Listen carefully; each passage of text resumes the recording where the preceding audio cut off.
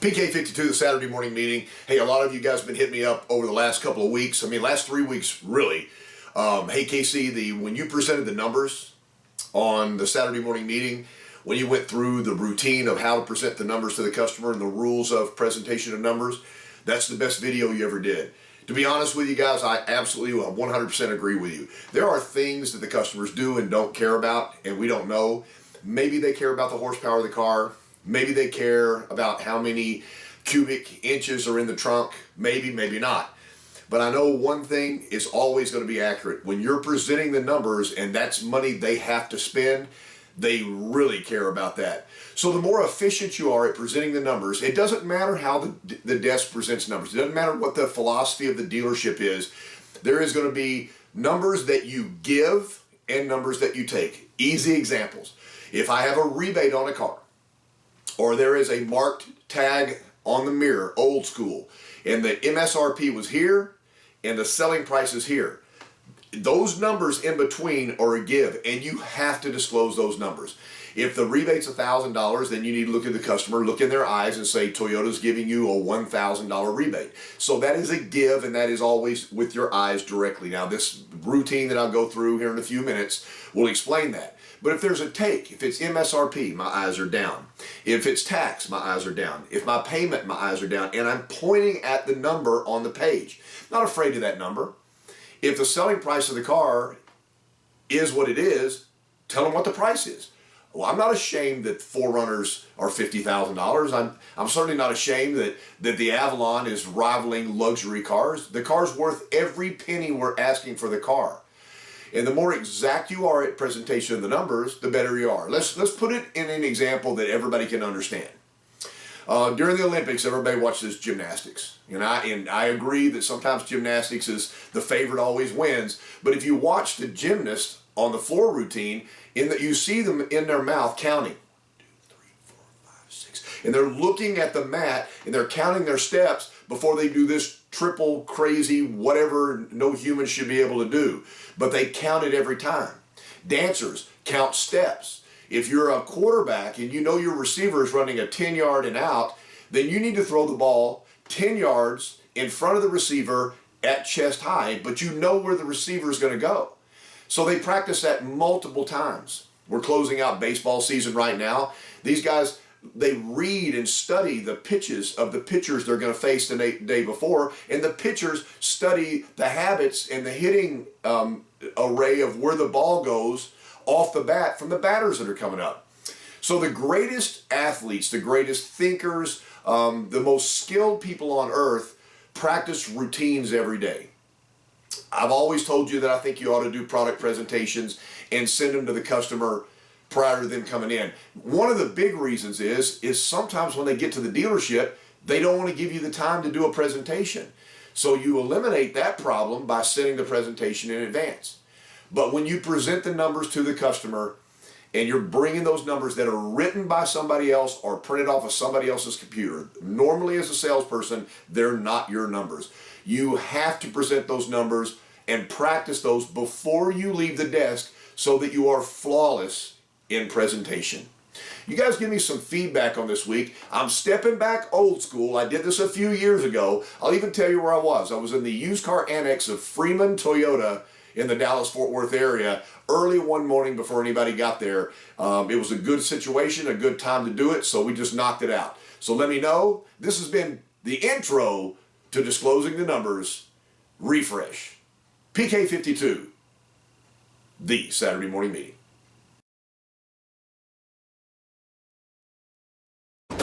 Good morning, this is PK52, an episode of the Saturday Morning Meeting. The last 4 weeks we talked to you guys about overcoming objections, and now we're going to talk about desking the deal. If you can see my paper in front of me right here, what I'm going to do is I'm going to use a linear disclosure method.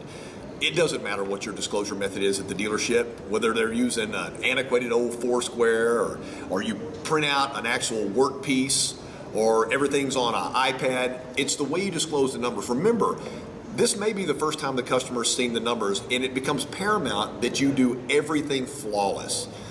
Use your own character for your walkarounds, choose your own demo route, but when you disclose numbers, they all need to have a method of disclosure. The more you work on disclosing the numbers, the more credible they become. If you'll look at the numbers I have right here, my selling price or MSRP, no matter what the deal is, even if you're a one price store, the MSRP of the car is $28,888. It doesn't matter if there's a discount posted on the window. It doesn't matter if there's an internet discount. That is the MSRP of the car. Always state the MSRP because that is the value placed upon the car with the options and added options on the car. Notice that I have a $1,000 rebate here from the manufacturer. I've written the first number in numbers. I've written the second number in dollars. There's a reason for that. The third number, after you do the math, will be numbers again, and then the trade value will be dollars. So the first rule of thumb, if there's rules of thumb in disclosure, is when I'm taking money from you, it is spoken in numbers. This number is not 28,888, it's 28,888. Watch the pace of your disclosure. Not 28,888, 28,888. Make sure that you point 28,888. So rule number 2 is anytime I'm taking from you, I'm going to write an arrow. My eyes will be down. So I always start a presentation with these words. Make up your own words. These are mine. As you know, the selling price is. As you know, the selling price is. As you know, the selling price is. Rule number 3. If I'm starting my presentation, I always start in your eyes. I never start looking down at the page and say my manager said or any other nonsense. I look up with pride in what I'm selling, as you know the selling price is. So the first move, and I'll just use it, and that's a face right there. That means all presentations start eyes up. As you know the selling price is. Remember, the next number is going to be this number here. So I'm going to move my pen down and I'm going to say 28,888. So let's go again. As you know the selling price is, move down 28,888. Now the next number you see right here is a dollar amount because we're giving them a discount on the car from the dealership. There's a discount on the windshield, or in this case, Toyota's giving them a rebate. So what I'm going to do is, just so that you'll be able to see this, if I do a number and that number is a give, that means I'm giving back to you, that means my eyes come up. So it's 28,888. And the manufacturer is allowing you a $1,000 rebate, which brings your price to. So I'm here, up, allows you a $1,000 rebate, which brings your price to. Bring your pen down, arrow down right here, 27,888. Remember, it's the first time they've seen the numbers. Watch your pace. Slow the presentation pace down. Never speak faster than they can comprehend because that causes questions and stops the process. I'm coming down to trade, so I'm down. I'm going to come up again. It doesn't matter what they owe on the trade. They could owe $4.5 billion on the trade, and we're giving them $11,000. It's still a give. So when I do the trade, my eyes come up again, and you're getting a full $11,000 for your trade, which brings your price to. So I'm up a full $11,000 for your trade, which brings your price to. Obviously, I'm coming down again because I'm giving a take, 16,888. Over here, you'll see clearly that I say banks request 20%. I don't say the dealership request. I don't say I request. I say banks request. The reason why I say that is because banks buy deeper. There's a better rate if there's equity in the negotiated deal. So we always ask for money down because banks have a better lending percentage with money down. So I'm right here, 16,888. I do not bring my eyes up. I stay down. Banks request 20% at 33.78. I keep my eyes down again, which brings your price to 13,510. My eyes come up. You never finish or do an ask without eyes up. So in the signature line, in this very simple presentation, I come up, all I need is your authorization. So there's some moves, and the moves are easy to practice. I start up, bring the pen to my eye. This is position number 1. This is position number 2.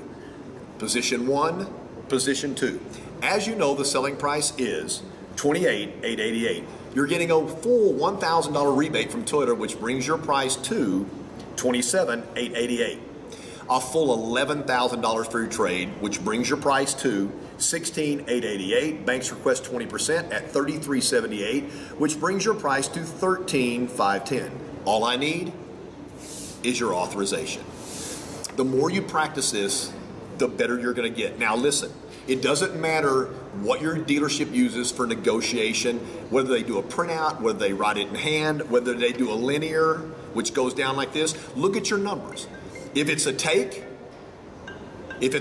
eyes are down. If it's a give, somebody's wanting to buy a car right now. If it's a give, then eyes are up. So here's a question for you, and I'm going to give you a second to be able to answer this. Here's your question. If they're adding leather on their vehicle for $1,000, is that a give or a take? Let me give you a little Jeopardy count for a second. You should have said, well, they're asking for leather. I am giving leather to you. So you would come up and go, and you requested leather. That's a fantastic choice at $1,000. So that gives you the ability. Is it a give? Is it a take? Am I here? Am I here? Am I here? Am I here? What you're going to find is the credibility becomes intense because you're going to disclose all the numbers to them and you're going to ask for the business. There's no number. If you add in payment, remember payment's a take, I'm down. If there's documentary fee, that's down. Every single number disclosed because it's their numbers and it's important to them. The better you are at this, the greater chance for a first pencil sign. Do this for me. Just think, what if every single deal you did next year was signed on the very first pencil? Wouldn't you make more money? In closing, the better you get at disclosing the numbers, the greater chance you have for the customer to say yes. Remember, they came to buy a car. The number one reason why somebody doesn't buy a car from you the first time they came in is because they really don't understand the math. Think about when you're buying something. If the math doesn't make sense to you, you're going to leave. If the math makes sense to you, then there's a greater chance you sign. This should be something you practice every day. I've never run a dealership before where every salesperson didn't come and do a practice every day when they clocked in. Every single day, practice the numbers. And then managers that are watching this, think about this. I come back in and I'm going for a TO. And I look at my customer and I say, you know what, let me make sure that KC said everything right to make sure we're all on the same page. If you don't mind, as you know, the selling price is $28,888. You're getting a full $1,000. Now that's from Toyota. That's a $1,000 rebate, which brings your price to $27,888. We are allowing you over book value for your car at a full $11,000, which brings your price to $16,888.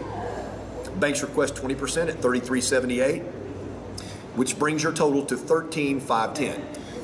Based upon the numbers we worked, based upon the way Casey explained it to you, all we need to do is get your okay and we'll fill it up so you can go show it off to your friends. So that's the TO. The TO sounded just like what the salesperson says. It's deja vu all over again.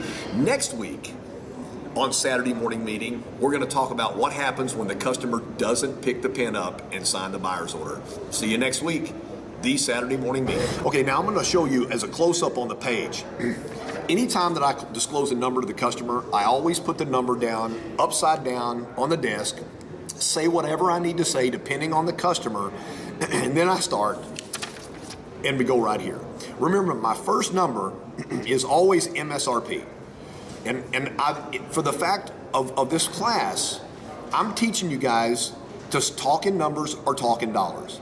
So all initial disclosures start with eyes up. So your pen would come up to your eyes and your eyes would come up and you would say, as you know, the selling price is. Now when I come to the number, that number goes down and I go 28,888. Make sure you read it and touch it. It's okay, that number's fine. There's no reason to hide from that number. Now, this number, whether it's a discount or a rebate, any kind of money back to the customer is always eyes up. So your eyes would come up here and you would come up and you're getting a full $1,000 from Toyota as a rebate, which brings your price to, remember this is a take, so my eyes go down. This number is a give because I'm giving you money for your trade, so simply we would put a face right here in my hand and my eyes would come up. You're getting a full $11,000 for your trade, which brings your price to, easy word track, back down to, this is a down, $16,888. My eyes don't come up. Banks request 20% at $33,788, which brings your total to $13,510. That's a down. And remember, when you're asking for an authorization signature or to initial the page, your eyes always come up. So if it's a take, down. If it's a give, up. Look at the way that you guys desk at your dealership and look at how it would work for you. Take a dead deal and write in, is it a face up? Is it a eyes down? And start practicing. The more you practice, the better you get. PK 52, the Saturday morning meeting.